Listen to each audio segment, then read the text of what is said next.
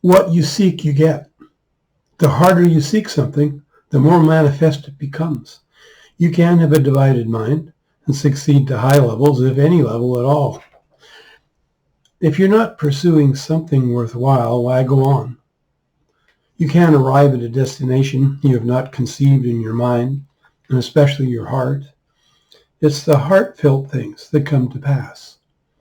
If you say in your mind, I will succeed, I will be successful, but in your heart of hearts you don't believe it, it won't happen. Guess what? The heart always wins.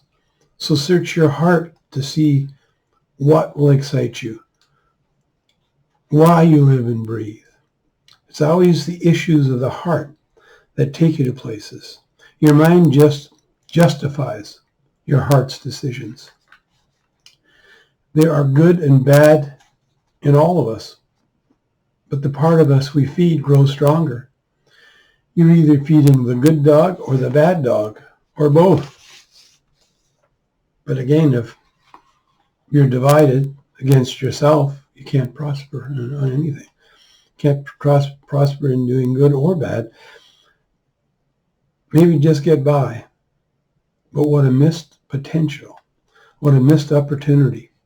Don't let your past or your future or others decide what you will become.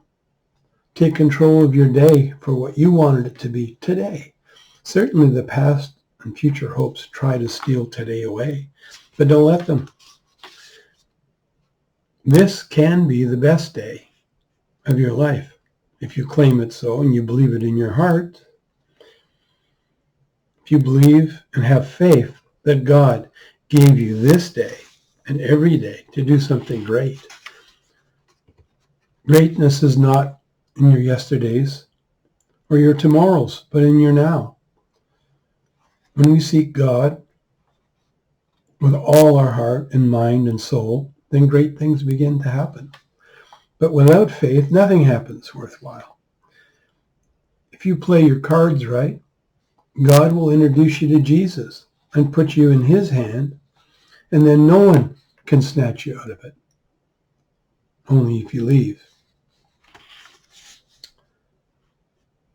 But maybe you have not graduated to that level yet. You're still struggling to have faith that there even is a God and that he loves you and he's for you.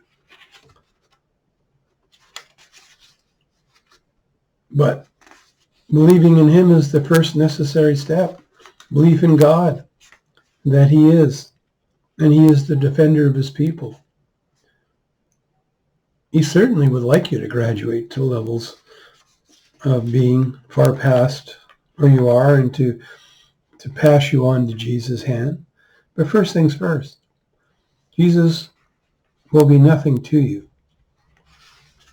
until you pass the level of believing there is a God, that he is for you. Get your heart right with God. In a minute, and Jesus can become real in your life, not just some fairy tale. There's a progression in faith, and it starts with God the Father. You don't want to arrive at the day of judgment and have God say, I never knew you. Get out, because there will be there.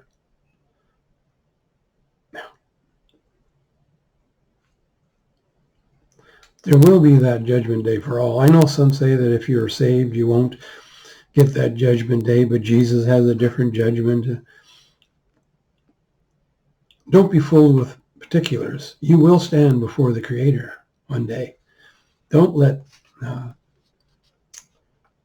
silly ideas of little effect take you somewhere where you decide you need to be sprinkled by water, or you need to be totally immersed in water, or do you have to be baptized at all to be saved?